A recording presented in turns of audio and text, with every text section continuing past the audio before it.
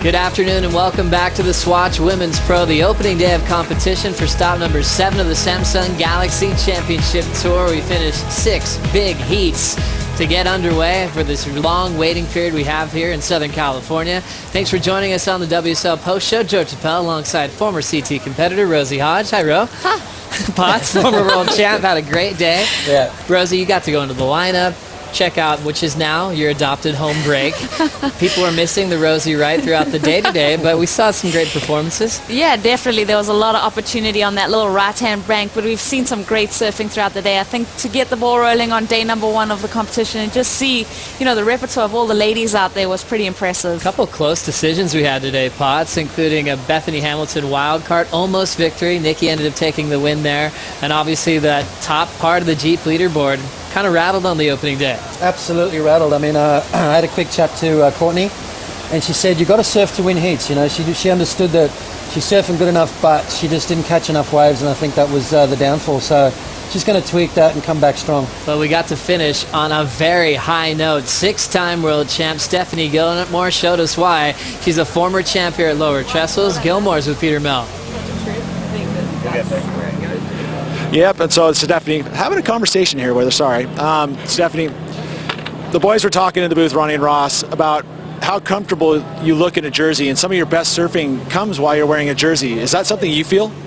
Yeah, definitely. Maybe that's because I don't usually take filmers with me when I'm free surfing. No, I'm kidding. But yeah, I definitely feel like I don't know, I love being in that situation. I love feeling that pressure and then having to rise to the occasion and seeing whether or not I can do it. And I guess then, you know, when that happens, you tend to, yeah, you bring out the best in yourself, and that's kind of what happens to me most of the time. And I mean, this is my 10th year on tour, so I've had a lot of good moments, a lot of time in competition to try and perform well and surf good. And again, how do you draw that inspiration, having 10 years on tour? What keeps that spark lit?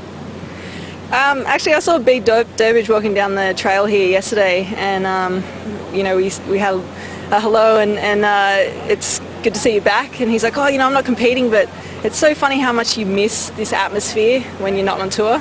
Like when the events, it's home. It's like family to see everyone surfing and the excitement around events, the competitiveness between everyone. So yeah, I just love it. I think it's the best job in the world, and why would I want to stop anytime? We love it, and we love it too. Good stuff here from Stephanie Gilmore. Back up to you guys.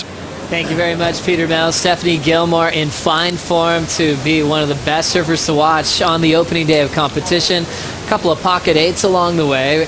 And the fun part for us in Gilmore's career, it's the first time she's not the front runner coming into the contest. We haven't even been talking about yellow with her this season. Now number 7 in the world. Yep. Potts, thinking of her being a spoiler, is there still an outside shot she could pull something really dramatic off this season? Well, I mean, if she wins here, she could go on and win France, win Portugal, and then take out Maui, which pretty much every event she's won on tour. So she can do that whole Kelly Slater thing where, you know, if she gets on a roll here, which is she's done before. I mean, the best I've ever seen this wave surf was from that young lady there. So she's happy, she's smiling, she's in a good place. So look forward to seeing what she's got next. She also talks about her 6th world title, her most well-earned, most deserving because of the level lifting from women like Tyler Wright, Carissa Moore. Rosie, speaking of Tyler Wright, you were in the water in that heat earlier today. What went wrong for Tyler? Why are we going to see her in round 2? Well, I think one of the curveballs that were thrown at the ladies today was just the lully ocean. I mean, it was really hard to predict the sets and where it was going to break. And then also it's a tough lineup. You look at this round number 1 heat, you've got Bethany Hamilton. I mean, the wild card is just in such great form at the moment. She's in great shape, and she's bringing that kind of lightness that you get when you don't have to have the pressure of going for a world title into this contest. And then you've also got someone like Nikki Van Dyke who's really hungry for a result. Really impressive to see that frontside hack from Bethany Hamilton. And Potts, you remember, Nikki didn't get started really till the 19-minute mark in this matchup. Yeah, I mean, made a couple of early errors on a couple of ways, but then found these left-handers. I mean, this was a heat where the lefts were definitely a lot better. Tyler sort of kind of stumbled a little bit as well, but I'll tell you what, Bethany surfed incredibly well, and after that heat she said, you know, I'm hoping that Tyler goes on to win the world title, but she's got Bethany in round 2, so Bethany could actually be a real spoiler. What could we see as a rematch from the Fiji Pro? We had all the same 3 surfers in round 1. Nikki sent Tyler and Bethany into round 2 back then, and she's done it again. Completely different venue, as Tyler's going to be under pressure against the wild card in Bethany Hamilton. Rosie, longtime competitor yourself, how drivey is that competitive nature of Bethany Hamilton as a wild card? Oh, definitely. I mean, she's a former competitor and she wants to prove herself here, but then Tyler Wright, you know, she's got all that pressure on her shoulders. She's looking for her first world title. Really excited to see the world title showdown. Once Tyler got sent to round 2, we saw Courtney Conlog looking for an opportunity to put more pressure on the Australian to try to go straight into round 3. Once again, things kind of changed the script. Conlog, so dangerous out here, and came into this heat looking for something to prove. She made a good decision on this left early on to get a big score, Potts. Yeah, that she did. I mean, you know, you look at the way she's surfing. She's got more power, speed. I mean, she's you know, throwing a lot into it. You can see a lot of spray flying out the back of the wave, as opposed to a lot of the other ladies. But Laura Enever, I mean, she looks sharp. Obviously, coming from Narrabeen, that backhand is you know, finely tuned, and she looks sharp. I mean, you know, it's a new and improved Laura Enever. I'm loving what I'm seeing so far this year from Laura. Laura Enever able to steal the win on the lowers left. We reflected on her 10 in Fiji. Is her backhand her serious weapon on the top 17, Rosie? You would have to say so. I mean, when it's waves of consequence like Fiji or just 3-foot waves at low trestles, she really is able to put that hammer down on her backhand, which is so impressive. Yeah. I mean, it's so fun to watch someone that has that comfort level in the pocket like that. Really impressive seeing the top 17 reroute our title contenders, Courtney Conlog, into round 2 to take on Chelsea Tuak. And also, we're going to have a sudden death matchup, a rematch from Fiji. Tyler Wright taking on Bethany Hamilton when this one continues. Up next on the post show, we'll break down the form of 3-time world champ, defending Swatch Women Pro champ Carissa Moore.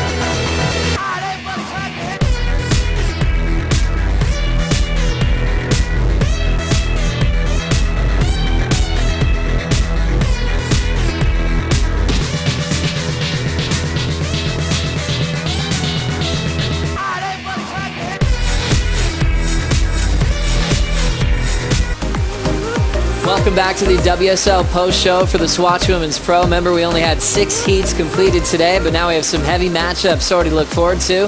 In round 2, Joe Chappelle alongside Rosie Hodge and Martin Potter as we break down the action.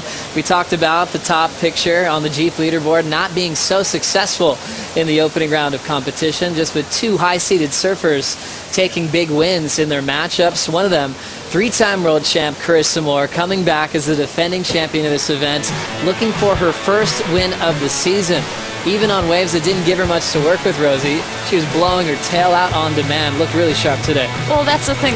She's got a level of comfort out in this lineup that, I mean, a lot of surfers are looking to find and replicate. She's surfed so many junior titles out in this lineup. So it must be like a second home for her, and that's often pretty dangerous when you put a surfer out with that level of comfort. Bianca Batendog in this heat as well. Looked really smooth on the waves that she took on, but it was just hard to compare it to Carissa Moore's progressive movement. Yeah, absolutely. I mean, look at Bianca surfing incredibly well, but she had Carissa against the ropes in the early stages of this heat, and Carissa's got a knack of doing that, doesn't she? As soon as a surfer posts a big score towards her, she does this kind of stuff. I mean, just blows the tail out. She's looking free, she's looking loose. Round one, and she's looking dangerous already, so I think she wants to go back-to-back here for sure. The scary part is he's number 3 in the world, just dying for a win to go for his 4th world title this season. She makes it look so easy and effortless. We got to see Gilmore in the last heat as well. Do you compare Carissa to Gilmore, giving more the edge on progression? When it comes to lowers, is it hard to separate the two? I mean, wow, it was such a great performance from both Carissa and Steph. I was really blown away by the way that Steph was surfing in that last heat. I definitely think that she's probably watched Carissa's heat and then try to one-up it. So she's definitely got that edge on her at the moment, I would say, in round number 1. Yeah, I think Carissa's going to have to crank it up. She's going to have to match those big swooping turns that Steph's got, but Carissa's got the innovation. She's got those above-the-lip kind of moves, so if they come up against each other in the quarterfinals, which they probably will, she's going to have to go to the air, I reckon. Pretty heavy situation seeing Gilmore, Carissa Moore, champs for the last decade, now finding this form towards the back end as they're still hunting down their first win. They're successful into round 3. Round 2 matchups are heavy for Courtney Conlog and Tyler Wright, but we also have to remember we haven't even gotten started yet with the Hurley Pro. Those guys are on standby to possibly run into tomorrow. As we know, Rosie, Kelly has this dramatic feeling about him, kind of coming back to that winning kind of form. The most successful surfer at Lower Trestle's history. Are you anticipating fireworks out of the greatest of all time? Oh, guaranteed. I mean, just seeing his interview after he won in Tahiti and seeing that emotion from him, it just shows how much he cares. And as soon as you see that and he turns that focus on, it's just incredible to watch, and it's so fun to see someone get fired up. Well, he's got that feeling back, and I think he missed that for, at least 2 years. And it's funny, once you get that feeling back, you want it more and more. It's so contagious, and Kelly knows how to do it. He's won every event coming into the back part of this year. He could go on a crazy roll, who knows, and put himself right back in that world title race. We're talking spoilers with Gilmore sort of playing that card as number 7 in the world, and then you look at spoilers on the men's side. Mick Fanning, are we allowed to call him a spoiler? He's the defending champ of this event. He's calling this event the last one of the season. He hasn't made a statement yet for next year, but there's people talking downstairs. Maybe this will be the last event of his career. Wow. As he could maybe upset the world title race once again. What do you expect out of Fanning? That just made me so sad. I really don't want to see him stop surfing these events. I mean, we saw him win in J-Bay, and that was incredible. And now to see him here at Trestles, he won here last year. I'm just excited to see his form. I mean, he's taken, obviously, Tahiti off, so he's had a bit of time to prepare, but I do not want to think about Mick Fanning not competing on the WSL Tour. It was such a big statement to call after the win at the J-Bay Open to be number 5 in the world, a guy that's dedicated to win world titles, but still sticking to his word of taking a personal year off. Were you surprised by that? No, not at all. I mean, you look at Mick's, track record. I mean, he's won so many events. He's got 3 world titles. The guy's got nothing to prove, and you can tell by the way he's surfing that's the case. I mean, J-Bay, nothing to prove, goes out and wins it. I would not be surprised if he does the same here. Spoilers in Mick Fanning, and also the local contingent will be backing Tanner Gudauskas, representing San Clemente once again alongside Brett Simpson, who will be the wild card returning to the top 34. Waves are expected to be increasing over the next couple of days. Surfline forecaster Charlotte Perry joined us on the desk this morning, and local, Rosie, for you, how are you expecting the waves to be tomorrow? I'm just looking forward to improve. I think we're seeing that southerly swell really start to fill in. That angle's really looking great, and I think we're going to see some beautiful surfing put down. Looking forward to maybe another quick start. Remember, tomorrow morning we'll be here live for Dawn Patrol at 7:30, hoping for an 8 o'clock start. Enjoy the rest of your day, and we'll see you then. This copyrighted event broadcast is produced by the World Surf League for broadcast around the world and may not be retransmitted, reproduced, rebroadcast, or otherwise distributed or used in any form without the written consent of the World Surf League.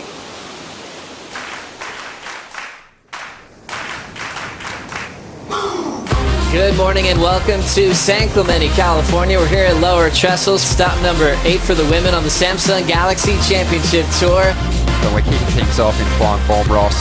A really fantastic first heat.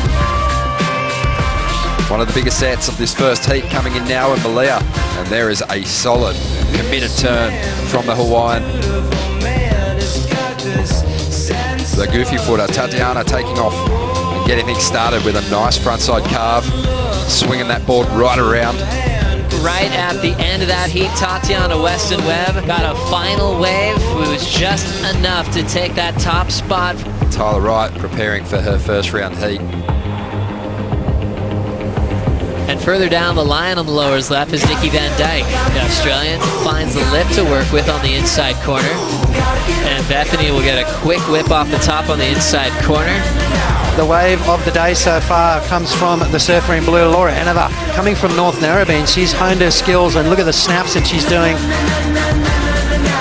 Right now we want to see Carissa on the first wave of this heat. Explosive first turn. Stephanie Gilmore, and there is a beautiful snap